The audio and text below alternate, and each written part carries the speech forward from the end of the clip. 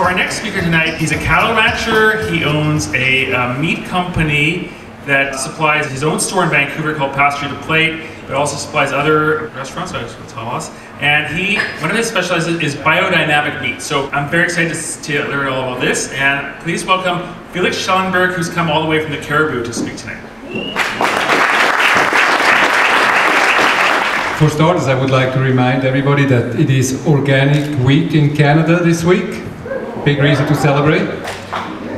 The question was asked, can we be sustainable in our food system?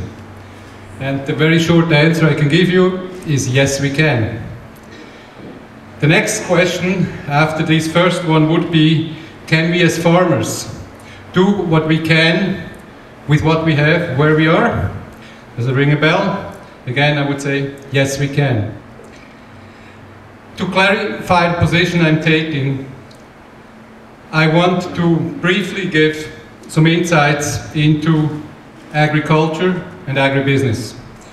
Agriculture still being the biggest business on this planet, and it probably will be so for as long as the planet will exist. Commercial food production is based on the use of fossil fuels. And as farmers, we need to learn again to use fossil fuels for production and transport to the market versus to bring in input to the farm. Each farm has to become its own organism again. It used to be like that, and then with modern agriculture 120 years ago, more modern agriculture I should say, supplies were brought in from a long ways off, overseas, wherever, more and more and more. We have to get away from that again. We all know that in the beginning we had hunters, gatherers, fishermen. These people took from the land. It was okay, nothing wrong with that. However, they never had to put anything back. Then came the farmer, and he was the first one to actually give back to the land. And we have three different categories of farmers. We have the conventional farmer. He buys, or she buys, chemicals, pharmaceuticals, genetically modified organisms to spread onto or incorporate into monocultured soils. These inputs are bought with hard-earned money, don't get me wrong. However, the food that is produced on these farms is not good food. Then we have the organic farmer. They put out manures, composts, compost teas, good things happening. However, a lot of organic food is still produced on monocultures or in monocultures. This food is a lot better than the previous food I mentioned. And then we have the biodynamic farmer. Biodynamics were introduced by Rudolf Steiner a century ago, and there's many things involved with biodynamic farming. Compost teas, biodynamic preparations, working with the cosmic forces, strong beliefs, and food produced on these farms is good food. There's no question about it. And one sort of a unique branch of agriculture is ranching. It uses vast ranges. That cannot be or hardly can be cultivated. The grass grows on these ranges and ranches is used by ruminant animals who, convert cellulose, which is not digestible by humans, into a very high-grade wholesome food, which is meat. And then we have agribusiness. And agribusiness is here to make money from the farmers and money from the consumers. And again, there's nothing wrong with agribusiness, except that they have a bottom line, which is the almighty dollar and nothing else. The more cash I make, the better off I am, no matter what. And I would like to say a few words about food, because it's what we eat 3 times a day. Good quality food always tastes good. It tastes even better when it is local.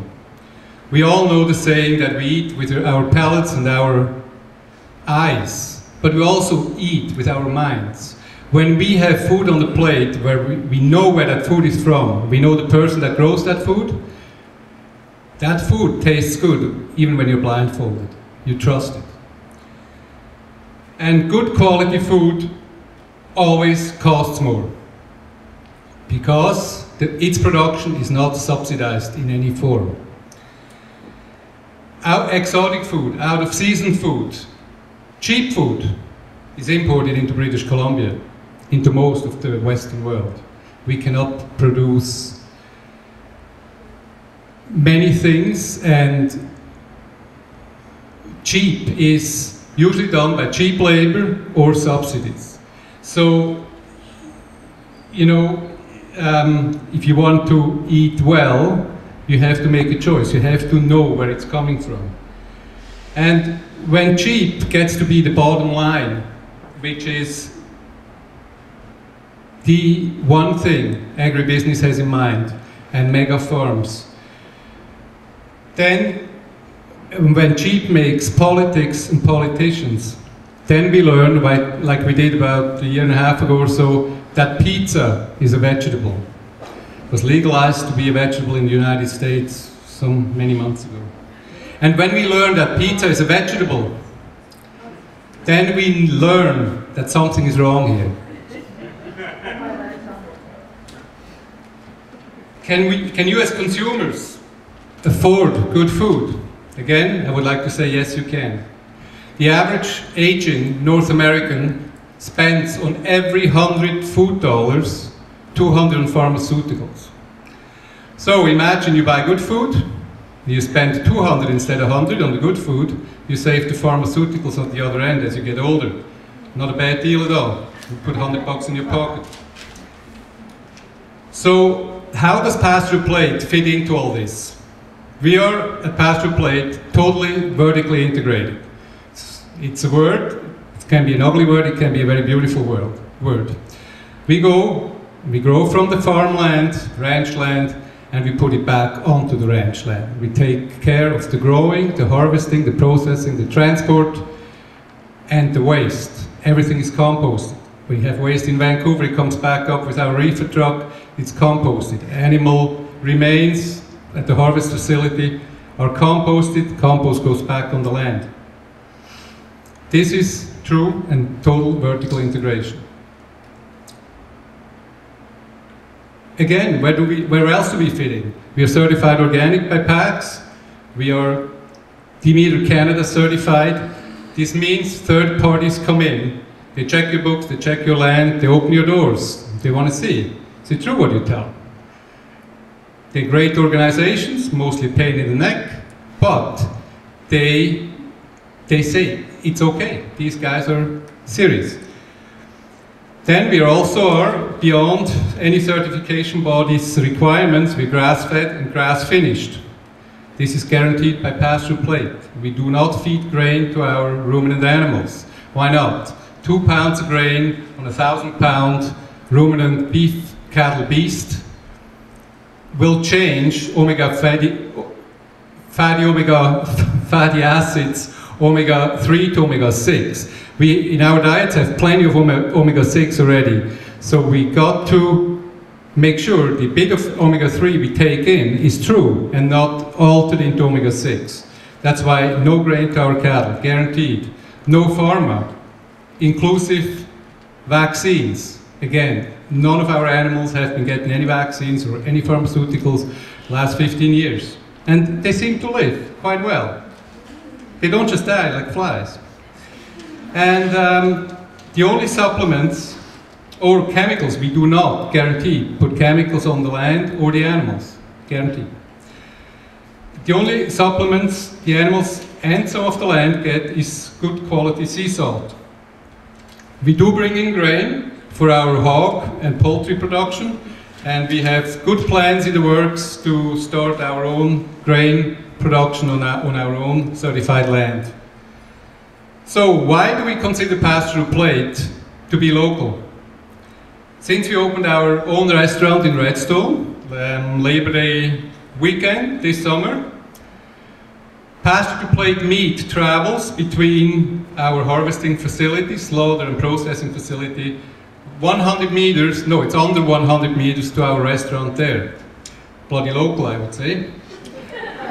And the longest we go is from Redstone to Vancouver, which is still under 700 kilometers. So, you know, to be fair, I would say our meat travels on average from 350 to 400 kilometers. From 0 to 700 divided by 2, roughly. Now, the average beefsteak in North America travels, the average beefsteak in North America travels 5,000 kilometers. From 0 to 10,000, amazing. We will not sell out of province. It's a commitment from Pasture Plate. We produce livestock where farming on a larger scale is very hard to impossible. A lot of rocks in Chilcotin. We strive to minimize use of fossil fuels. We buy as much as we can within this province. We hire within this province, with exceptions. When we need some real professionalism, like our master butcher, we have to import them. Nobody available in Canada. We invest solely in the province of British Columbia. To be sustainable, we cannot ignore facts of business. You have to be somewhat profitable, otherwise nothing makes sense. It will not last, it cannot last. However, our bottom line is sustainability, and it's not the almighty dollar, and there's a big difference. Anyone is welcome, visit our operations, the doors are open, and we do not hide what we're doing. We have no chain link fences, no razor wire, like most all processing facilities in Canada do have. And by the way, they have a good reason, because really you don't want to go there. What we need in this world, especially in the food world, because we live from it, we feed our children with it, we need transparency. You, as consumers, need to know what we as farmers and ranchers produce and how we produce it. You need to know what does agribusiness do with the food the farmers produce. You need to know where the fats are coming from that are being used in restaurants to cook with. And you need to know why no baby ever should eat formula. Do we need to protect farmland? Short answer is yes, we do. Can we protect farmland? Well, we better hurry up, I think. I went to agricultural college in 1977 to 79 in Olds, Alberta, just a little ways north of Calgary. Calgary at the time was a cow town, growing cow town on some of the most fertile land in the world, up to 7 feet of topsoil. Chilcotin has an average of 2 inches of topsoil. And I flew into Calgary a few years ago and I was totally shocked. Calgary is expanding into that beautiful fertile land like a cancer. There's no stopping it. It's idiotic. There's no planning. You see, Vancouver has the help of the mountains and the ocean. We cannot be ever as stupid as Calgary. But, you know, there is plans out there, like we can build pyramid buildings with gardens, with views, with privacy. It works. We can build up instead of sideways. We have to learn to live like that. And, you know, being Swiss, I can safely say that I am not a great advocate of US politics. However, I have quoted 2 American presidents tonight. Probably some of you noticed. Can we as farmers, can we as consumers do what we can with what we have, where we are? Theodore Roosevelt. Yes, we can. President Obama. Thank you very much.